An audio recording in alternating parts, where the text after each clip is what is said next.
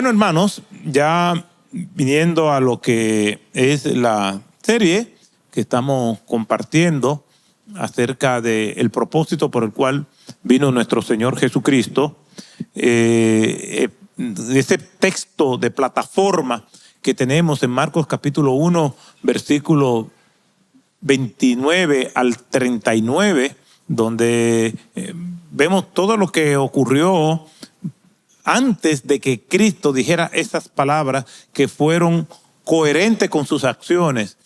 Cristo llega a Capernaum, allí se involucra en las tareas de sanar a las personas y liberar a los que ellos que estaban siendo oprimidos por demonios.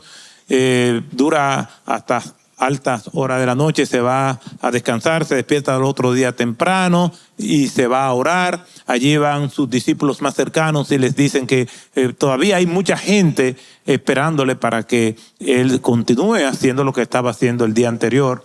Y Cristo dijo estas memorables palabras: vámonos a otro lugar para que predique también allí, porque para esto he venido. Y ya hemos visto que el propósito de Cristo es la misión de la iglesia. Cristo vino a proclamar el evangelio y la misión de la iglesia tiene como prioridad la gran comisión, que es predicar el evangelio y hacer discípulos. Entonces vemos que Cristo predicaba en esos otros lugares precisamente para ser consecuente con lo que fue su misión. Ahora, ¿qué predicaba Cristo? ¿Qué era lo que Cristo les decía a las personas? Bueno, Cristo vino a proclamar el evangelio. ¿Y qué es el evangelio? Y entonces para esto nos movimos para el libro de los Hechos de los Apóstoles, en el capítulo 8, donde vemos una descripción general, porque el texto habla y nosotros lo que hacemos es deducir lo que el texto dice con mucha claridad, de Hechos capítulo 8, versículos del 26 hasta el 40, donde nosotros vemos una descripción del evangelio. ¿Y por qué lo estamos haciendo así? Bueno, porque la misión de Cristo es la proclamación del evangelio. Eso lo vemos reiteradas veces en el Nuevo Testamento, principalmente en los evangelios: Mateo, Marcos, Lucas y Juan, los primeros 4 libros del Nuevo Testamento en el orden que nosotros lo tenemos. Entonces, en esos pasajes vemos que Cristo predicaba el evangelio. Ahora, ¿qué es el evangelio? Y para responder a esa pregunta, hemos visto que en el Nuevo Testamento hay 2 palabras que se usan principalmente en los primeros 4 libros, los evangelios. Es el evangelio del reino y el evangelio de la paz. Y todo eso combinado con lo que dice aquí el evangelio de Jesús son términos sinónimos, pero tienen distintos matices. El evangelio del reino es el beneficio que Dios nos da, pero también a la gente que nos rodea por tener a Cristo en nuestras vidas. El evangelio de la paz es porque nos reconcilia con el Señor, y todo eso forma parte del evangelio de Jesús. Y aquí en este pasaje vemos algunas características de ese evangelio de Jesús. Lo primero es, como nosotros vemos en los textos del 26 en adelante, es que el evangelista Felipe estaba predicando en Samaria, y de Samaria el Señor lo guía para que vaya al desierto. En Samaria le estaba predicando a multitudes, y ahora al desierto va a predicarle, y va con la misión de hablarle de este evangelio por lo menos a una persona, a un funcionario que había viajado de Etiopía a Jerusalén y ahora volvía de regreso a Etiopía, atravesando toda la parte nortariana del desierto de Sahara. Entonces, aquí nosotros vemos algunas características de este evangelio, y como es el Señor el que está guiando a Felipe a predicarle a multitudes, después a una persona en Samaria, ahora en el desierto, deducimos que el evangelio es una iniciativa del Señor. No es el ser humano el que crea el evangelio, es Dios quien crea el evangelio. Es Dios el que toma la iniciativa de buscar al ser humano. El ser humano no tiene a Dios en su agenda. Hermanos me han dicho, pero yo recuerdo que desde muy joven yo siempre tenía temor de Dios y tenía inquietudes por el Señor. Bueno, pero eso no te surgió de manera natural. Esa inquietud hasta llevarte a un encuentro con el Señor es porque el Señor los sembró en tu corazón. Yo buscaba de Dios a mi manera. Yo nací en un hogar cristiano. Yo conocía del Señor de manera teórica, pero cuando fui joven, que tuve un entendimiento de lo que era el Evangelio, en el tiempo del Señor, el Señor me trajo a su camino. Pero no fue que surgió. La gente confunde su deseo o no ser hostil al Evangelio, incluso simpatizar con el Evangelio, como que eso fue espontáneo. Incluso esa simpatía que probablemente usted y yo teníamos con el Evangelio, esa simpatía la puso el Señor, pero con la simpatía no se va al cielo. Tiene que venir un momento en el espacio y en el tiempo donde el Señor nos llama para que nosotros seamos hijos de Él. El Señor dice en su palabra, no me elegisteis vosotros a mí, sino que yo los elegí a vosotros.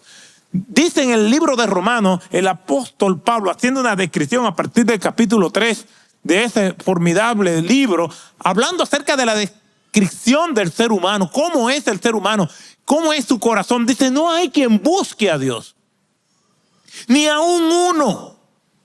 Es decir, el apóstol Pablo está reiterando que el ser humano no busca a Dios, que es Dios quien busca el ser humano, porque el Hijo del Hombre, refiriéndose a Cristo, vino a buscar y a salvar los que se habían perdido.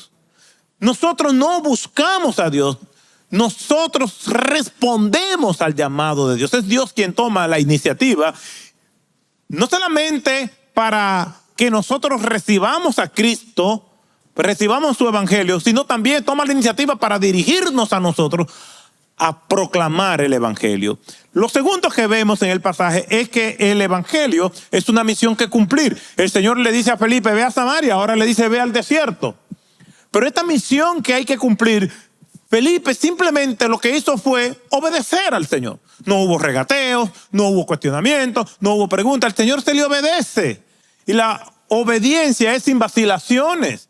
La obediencia es sin protesta, sin titubeo. Sí, no, pregúntenle a los padres que le mandan a hacer cosas domésticas a sus hijos en la casa. No la hacen en una primera llamada, ni en una segunda, sino en unas 3 llamadas, bajo amenaza. Y entonces ahí van y hacen lo que les corresponde. La obediencia es entregarse. No es que no pueda haber un diálogo, pero sí, mira, papi, yo lo hago mañana, yo lo puedo hacer hoy, pero debe haber un diálogo. Ahora, cuando el Señor manda, nosotros tenemos que tener la disposición de obedecerle, pero no es que el Señor se ofende porque nosotros podamos buscar una orientación de eso, o si nosotros no tenemos una comprensión cabal de lo que Dios quiere, nosotros busquemos ayuda. No, no es obedecer ciegamente sin saber. Pero tenemos que tener la disposición, y puesto que Dios conoce la intención de los corazones, de obedecer al Señor. Y vamos a ver más adelante que el razonamiento no es pecado, o que nosotros tratemos de comprender a Dios. No es eso lo que estamos hablando, pero sí tiene que haber una predisposición de obedecer, una predisposición de hacer lo que Dios manda, y no una predisposición a resistirte siempre a no hacer lo que el Señor manda. Ahora, esta obediencia, esta misión que hay que cumplir es urgente. Urgente de nosotros proclamarlo y urgente de aquel que oye recibir el mensaje del evangelio.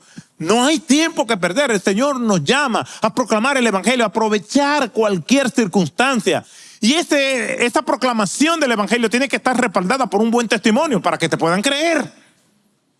Porque muchas veces la gente se queda callada de no proclamar el evangelio, y yo creo que en algunos casos es mejor que se queden calladas. Porque hay una contradicción en el testimonio, en el ambiente intrafamiliar, en la familia, pero también fuera del lugar familiar. Tenemos que esforzarnos de dar un buen testimonio para que se vea una congruencia entre lo que nosotros decimos con lo que nosotros vivimos. Y también en el pasaje nos indica que tiene que ser urgente recibirlo. Usted no sabe si va a tener tiempo después. Yo quiero vivir mi vida y después yo me entrego a Cristo. Oye, vivir sin Cristo no es vivir. Porque Él es el camino, la verdad y ¿qué? La vida.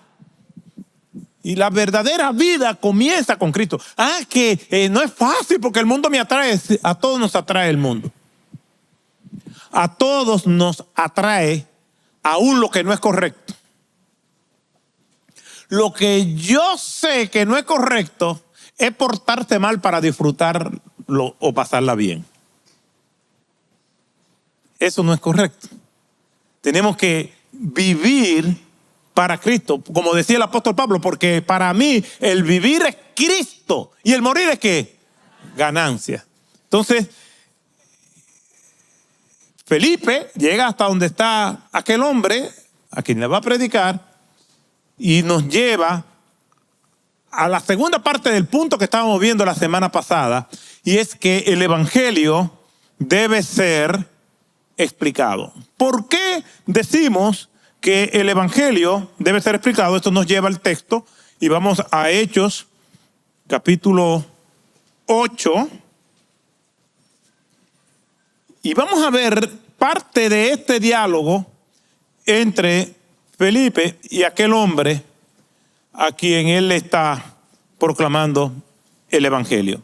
Y dice así, versículo 28. Regresaba sentado en su carruaje y leía al profeta Isaías. Y el Espíritu dijo a Felipe, versículo 29, ve y júntate a ese carruaje. Cuando Felipe se acercó corriendo, le oyó leer al profeta Isaías y le dijo, ¿entiendes lo que lees? Y él respondió, ¿cómo podré a menos que alguien me guíe? E invitó a Felipe a que se subiera y se sentara con él.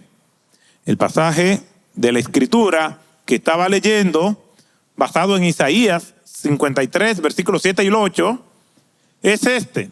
Como oveja fue llevado al matadero y como cordero mudo delante del que lo trasquila, no abre él su boca. En su humillación no se le hizo justicia. ¿Quién contará su generación? Porque su vida es quitada de la tierra. Este hombre había hecho esa peregrinación de Etiopía a la ciudad de Jerusalén y venía de regreso ahora a Etiopía y estaba leyendo la escritura. Esto era un buen hombre, religiosamente correcto, pero no entendía la palabra del Señor. Tenía confusión.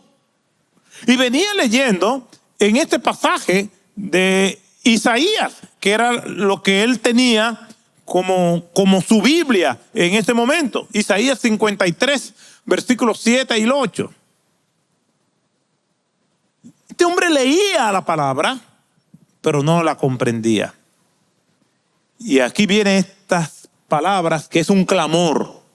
El eunuco dijo a Felipe, te ruego que me digas, ¿de quién dice esto el profeta? ¿De sí mismo o de algún otro? Te ruego.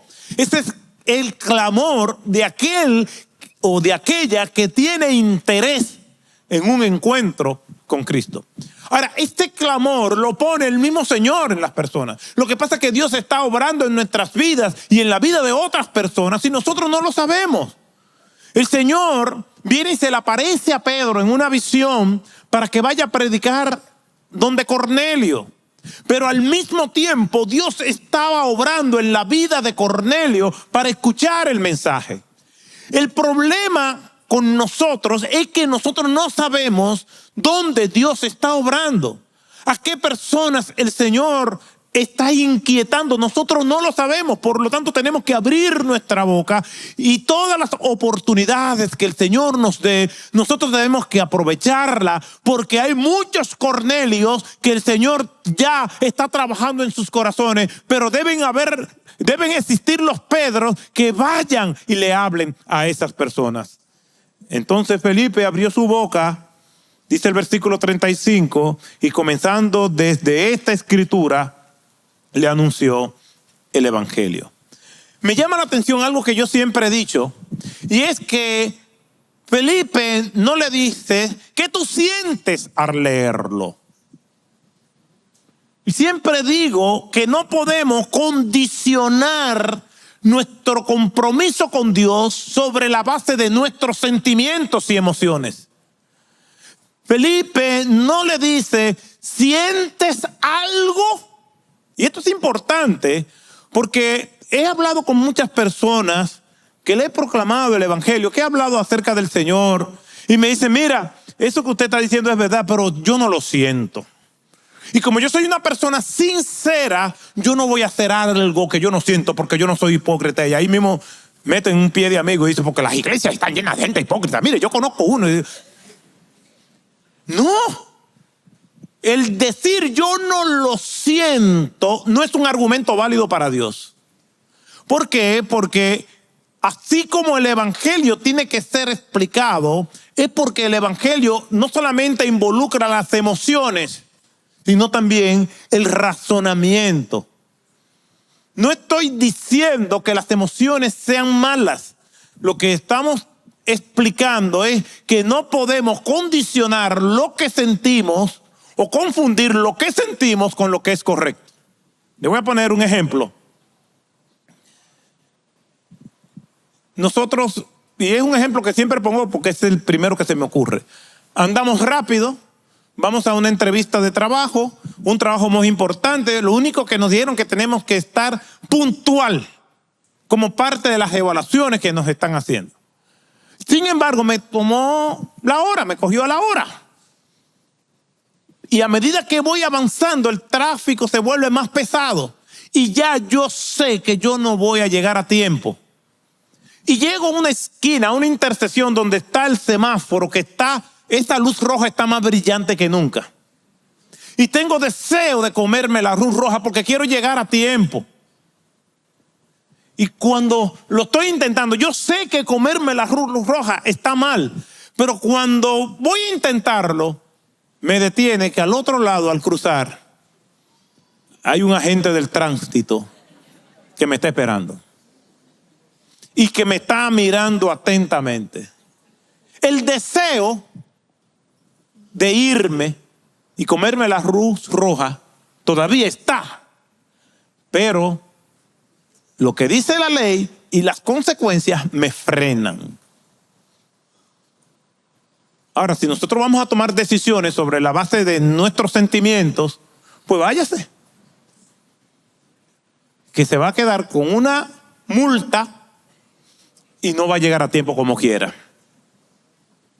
Entonces, nosotros no podemos condicionar lo que está bien hecho, lo que está mal hecho a las emociones, ni lo bien hecho a las emociones, ni lo mal hecho. Simplemente hay que hacer lo que nos corresponde hacer.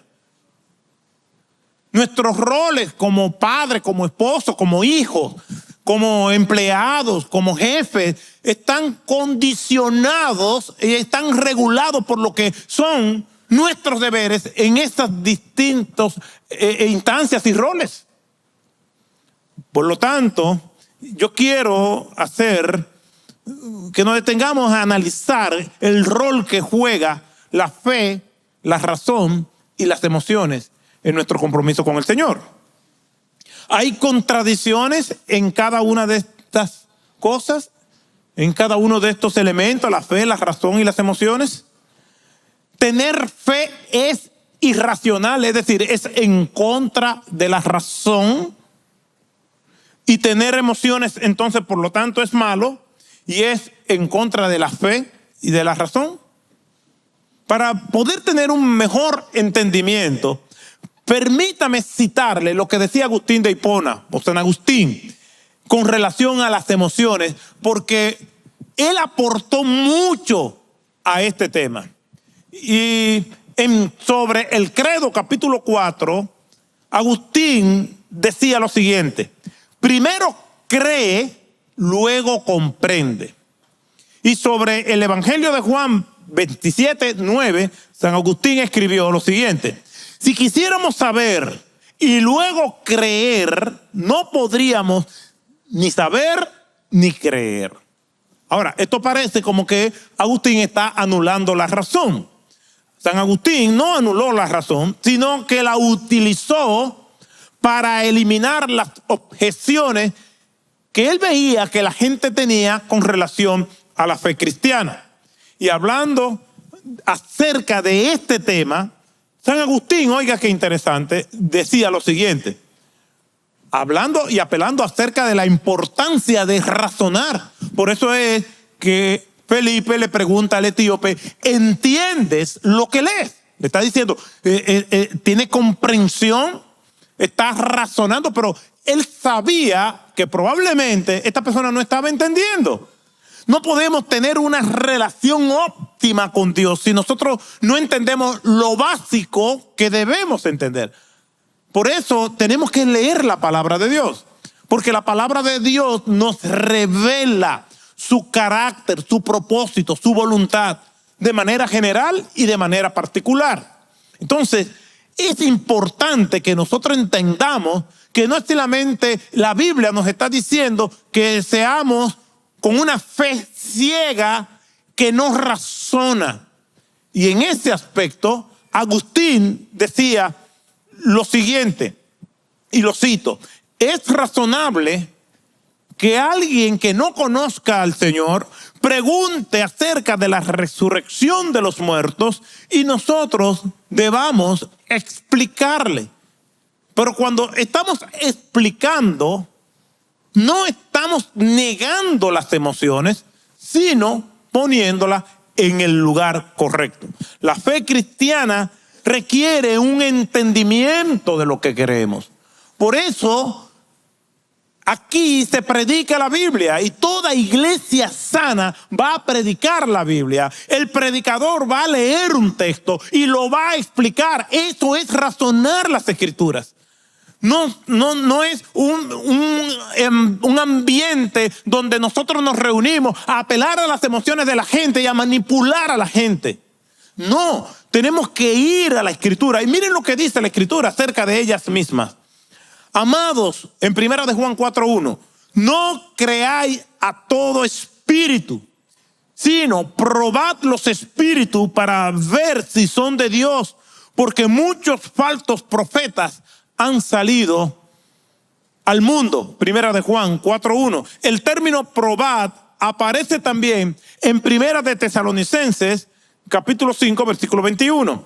Antes bien, examinadlo todo. Ese término, examinarlo todo, es el mismo término que aparece en 1 de Juan 4:1, pero traducido de otra manera a nuestro idioma. Pero es el mismo término en el original. Y dice, probad o examinarlo todo cuidadosamente.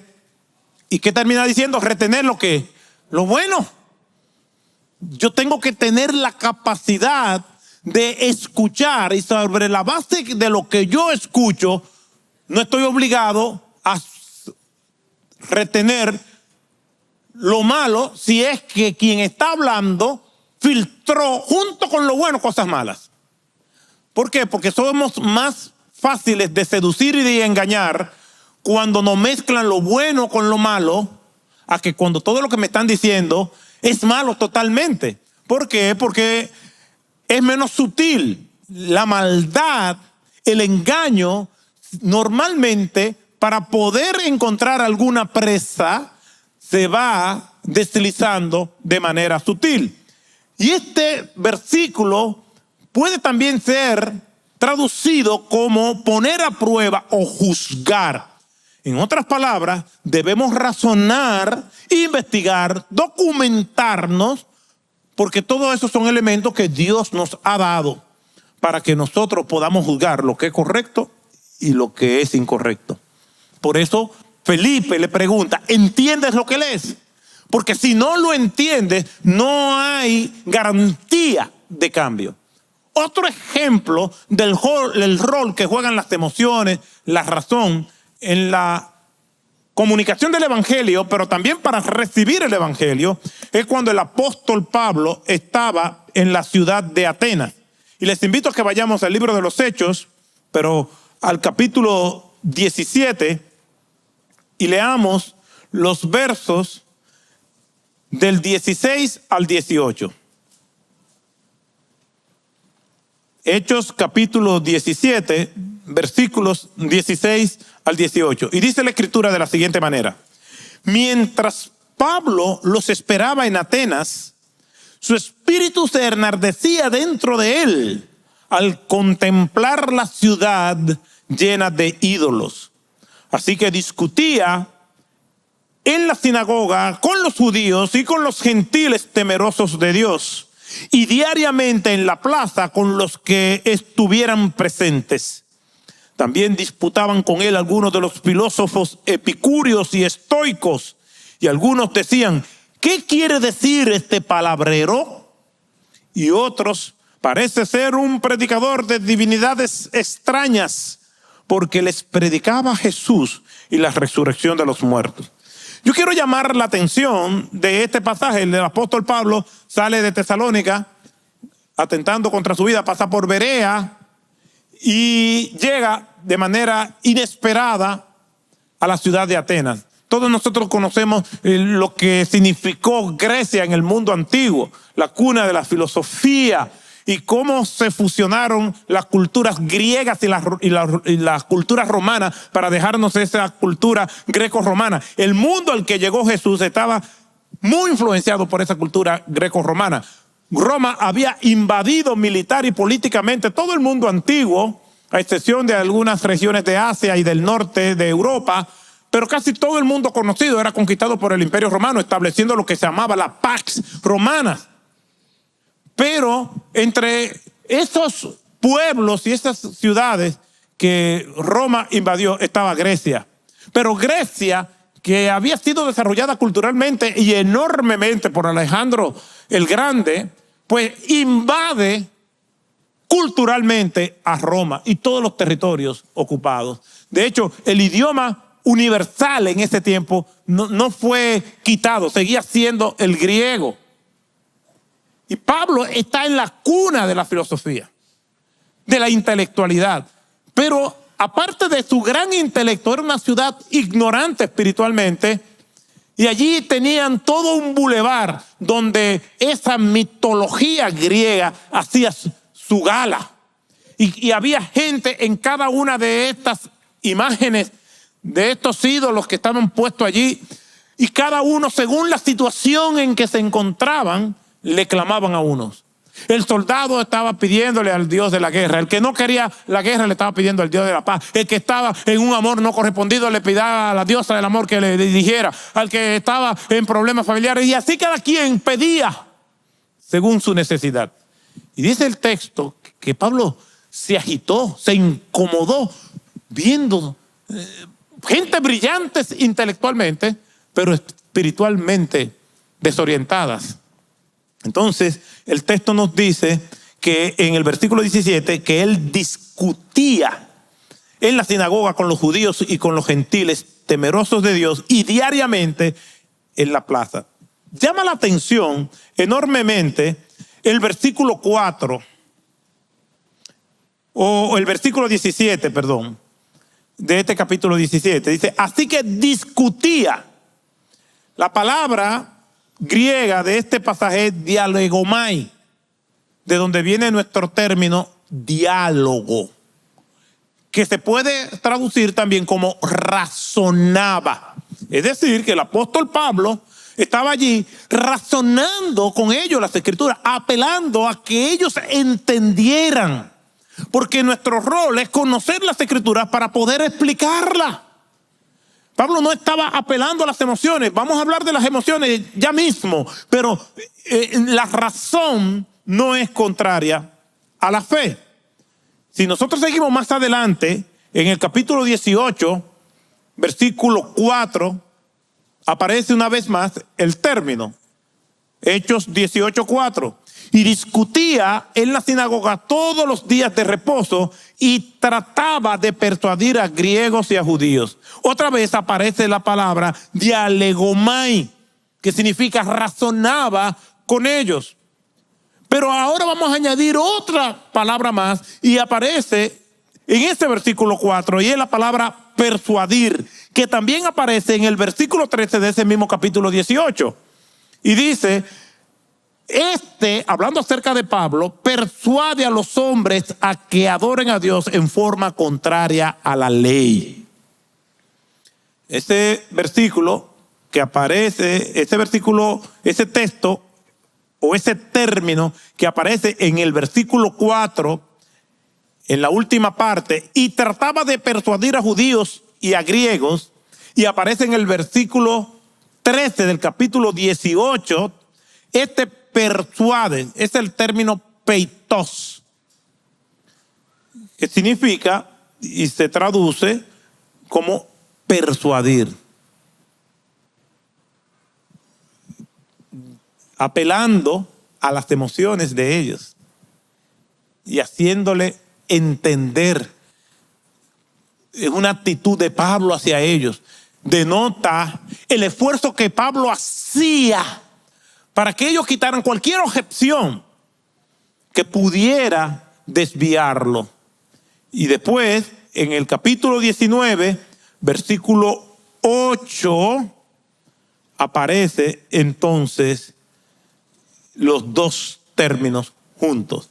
Entró Pablo en la sinagoga y por 3 meses continuó hablando denonadamente, discutiendo, dialogemai, y persuadiéndoles peitos acerca del reino. La enseñanza de Pablo fue pura exposición del evangelio, llena de razonamiento y de esperanza, apelando a todo el ser de su parte entregado al razonamiento y la persuasión, de modo que aquellos que le escucharan también razonaran y se persuadieran para recibir el evangelio. El conocimiento de Dios es vital para poder relacionarnos correctamente con Él. Esta relación no es conforme a nuestras percepciones o lo que yo sienta, sino a lo que Él ha establecido en su palabra. Es fácil dejarme llevar por las emociones, pero nuestra fe no reposa solamente en lo que nosotros podamos sentir o percibir, sino en lo que es claramente descrito en la palabra. Es fácil dejarnos llevar por los afanes o las distracciones del diario vivir y no dedicarnos a la disciplina de conocer a Dios. Y conocemos a Dios en este tiempo de intimidad, nosotros y Él, orándole al Señor. Una persona que ama a Dios le dedicará tiempo a la oración, en meditar en la palabra de Dios, en nosotros conocer a Dios para nosotros poder relacionarnos con Él. Por eso, a los romanos y a los corintios, el apóstol Pablo les reitera en forma de pregunta: ¿no sabéis?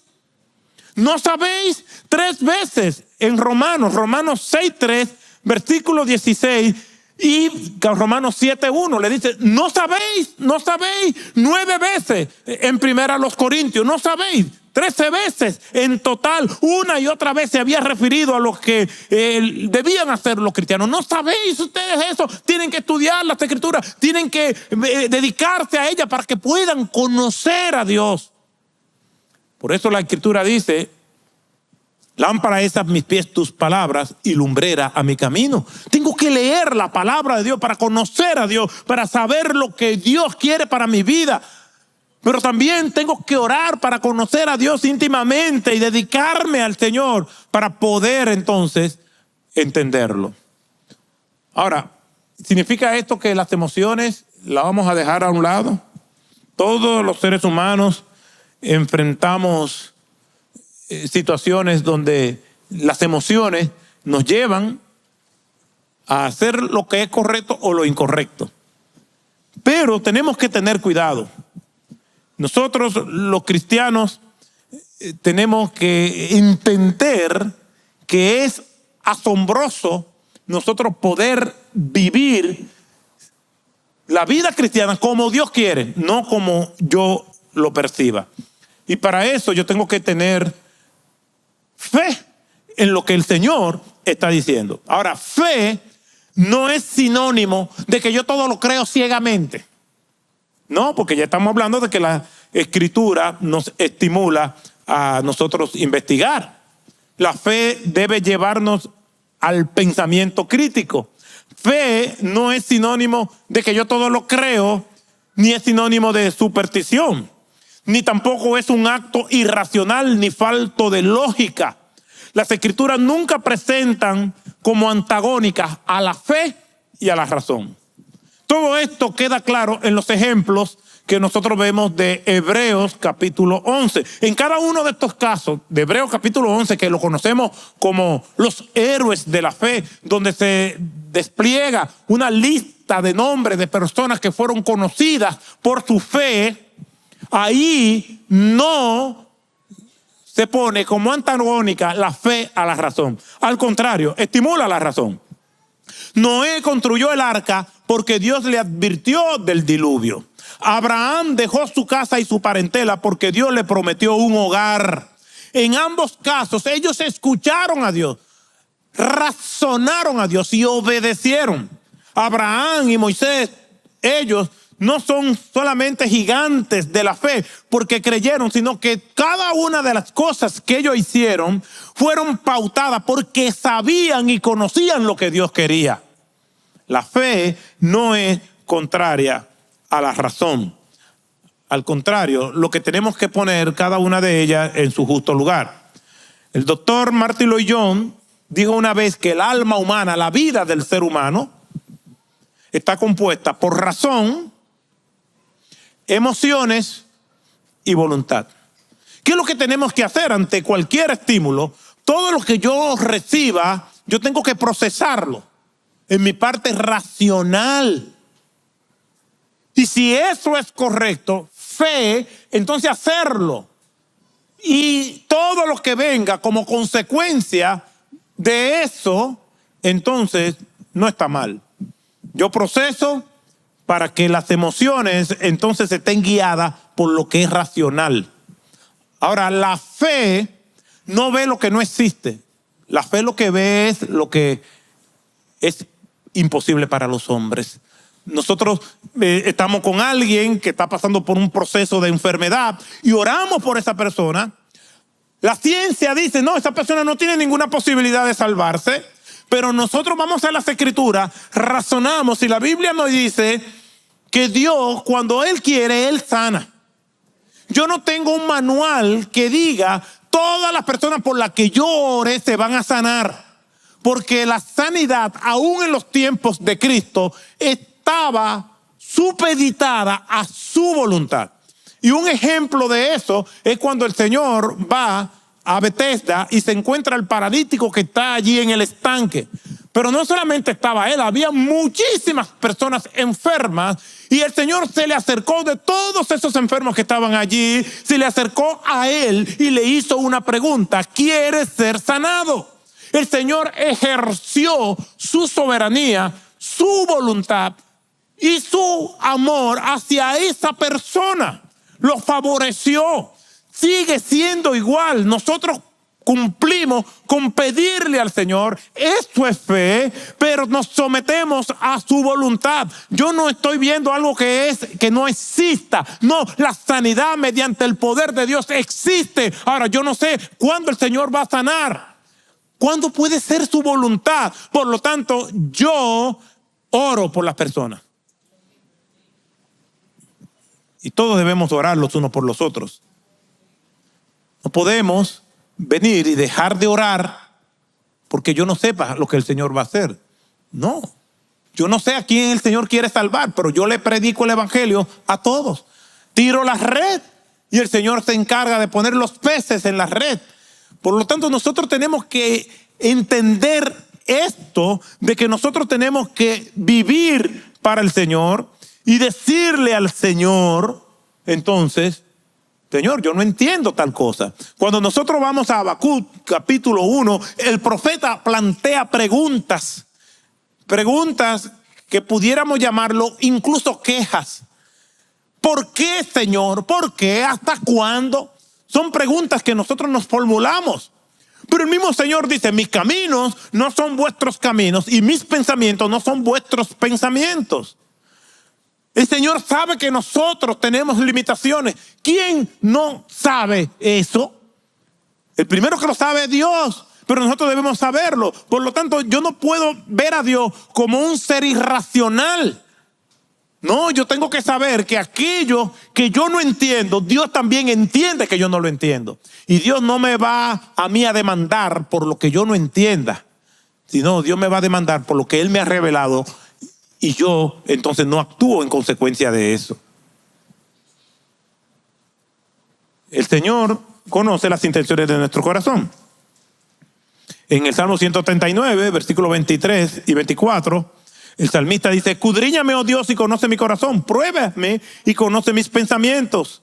Y ve si hay en mi camino malo y guíame por el camino eterno. Y Santiago, capítulo 1, versículo 20, dice: porque la ira del hombre no obra en la justicia de Dios. Estos salmos nos advierten a irnos al otro extremo, de poner la razón a un lado y actuar sobre la base de las emociones. Pero el Señor también sabe que yo soy un ser emocional, porque Él me hizo así, y no me va a castigar porque yo responda con mis emociones. No, yo voy a reaccionar al Señor con todo lo que yo soy. Lo que yo no puedo dejar es que las emociones me controlen, pero yo tampoco me puedo volver tan en contra de las emociones de tal manera que yo renuncie a ellas. ¿Por qué? Porque cuando actuamos emocionalmente, entonces estamos poniendo de lado al Señor. Porque la ira del hombre, cuando estallamos y dejamos que nuestras emociones nos controlen, no obra la justicia de Dios. ¿Qué yo debo hacer entonces cuando me pregunten, ¿entiendes lo que lees? Yo debo procesarlo. Y si no entiendo algo, no solamente en el ambiente de la fe, en cualquier ambiente. Hay personas que lo que no saben se lo inventan. Y nuestro propósito en la vida no es pasarnos por ahí haciendo halagos o exhibiéndonos que nosotros lo sabemos todo. Me hacen muchas preguntas acerca de la Biblia y hay veces que tengo, o de situaciones, y yo tengo que decirles: no, espérate, déjame yo pensar esto, déjame yo procesarlo. Nunca había visto un caso como ese, déjame yo analizarlo. Voy a investigar y te dejo saber. Pero ¿qué debemos de hacer con el Evangelio? Lo que yo no entienda, pues debo decirlo. No lo entiendo. Ahora, yo quiero llevarle, y con este pasaje voy a terminar, a Juan, capítulo 21. Ya el discípulo del Señor, Juan, está terminando su evangelio, y es interesante lo que él dice. Juan 21, versículos 24 y 25. Dice así: este es el discípulo que da testimonio de estas cosas, es decir, lo que se ha escrito, lo que él escribió acerca de Jesús. Y el que escribió esto, y sabemos que su testimonio es verdadero. O sea, yo no estoy, esto es como mi firma, doy fe de todo lo que yo he escrito, de todo esto, y todo esto es verdad. Y dice: y hay también muchas otras cosas que Jesús hizo que si se escribieran en detalle, pienso que ni aún en el mundo mismo podría contener los libros que se escribirían de él. ¡Wow! ¿Y qué fue lo que se escribió entonces? Juan dice: Cristo hizo muchísimas cosas, las cuales no están escritas en este libro. Así termina él. ¿Me voy a preocupar por lo que no se ha escrito o por lo que se escribió? Por lo que se escribió. Por eso es que yo me voy a preocupar. ¿Y qué fue lo que se escribió? El mismo Juan lo dice, pero en el capítulo anterior, al final, en Juan 20, 30 y 31. Por eso comencé por el final. Él dice: si se escribieran todas las cosas que Jesús hizo, no hubiera libros. ni escritores de tantas cosas. ¿Qué él hizo? Ahora, sí se escribió lo que él hizo, que era importante. ¿Y qué fue lo que se escribió? Bueno, aquí la respuesta está en estos versículos 30 al 31. Y muchas otras señales hizo Jesús también en presencia de sus discípulos, que no están escritas en este libro. Versículo 31. Pero, conjunción adversativa, pero estas se han escrito para que creáis. Para que creáis que Jesús es el Cristo, el Hijo de Dios, y para que al creer tengáis vida en su nombre. Entonces, ¿qué es lo que nos dice el texto? Mira, no te preocupes por lo que no entiendas, por lo que te vuela la cabeza. Trata de razonar lo que sí entiendes, que por eso es que Dios te va a juzgar. Pero estas se han escrito para que creáis que Cristo es el Hijo de Dios y para que al creer tengáis vida en su nombre. Para que creáis que Cristo es el Hijo de Dios. Felipe le explicó el Evangelio. Entonces dice el texto, entonces Felipe, versículo 35 de nuestro texto original, Juan 8, y comenzando desde esta escritura le anunció el Evangelio.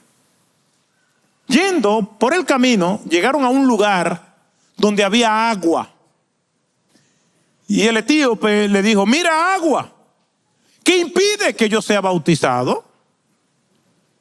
Y Felipe dijo, si crees con todo tu corazón puedes. Respondió él y dijo, creo que Jesucristo es el Hijo de Dios. Lo mismo que dijo Juan. Pero estas se han escrito para que creáis que Cristo es el Hijo de Dios. ¿Y qué está diciendo él? Creo que Cristo es el Hijo de Dios, el enviado. Cuando Pedro le respondió a Cristo la pregunta, pero vosotros, ¿quién decís que soy yo? En Mateo capítulo 16, los versículos del 13 al 20, cuando Jesús preguntó, ¿qué dicen los hombres que es el Hijo del Hombre? Y ellos dieron varias versiones. Y después el Señor le dice, pero ¿ustedes quién dicen que soy yo? Pedro le dijo, tú eres el Cristo, el Hijo de Dios, el Hijo del Dios viviente. Lo mismo. Ese es el problema con el oficialismo religioso judío, en que ellos no veían a Cristo como el Mesías enviado de Dios. Y todavía lo están esperando. Por eso la Biblia dice, a los suyos vino, mas los suyos no le recibieron. Mas a todos los que le recibieron le dio potestad de ser hechos, ¿qué? Hijos de Dios. Por eso hay que explicar el Evangelio para que podamos razonarlo, para que la fe y las emociones junto con nuestra razón sean aliados para nosotros comprender y vivir como el Señor quiere que nosotros vivamos.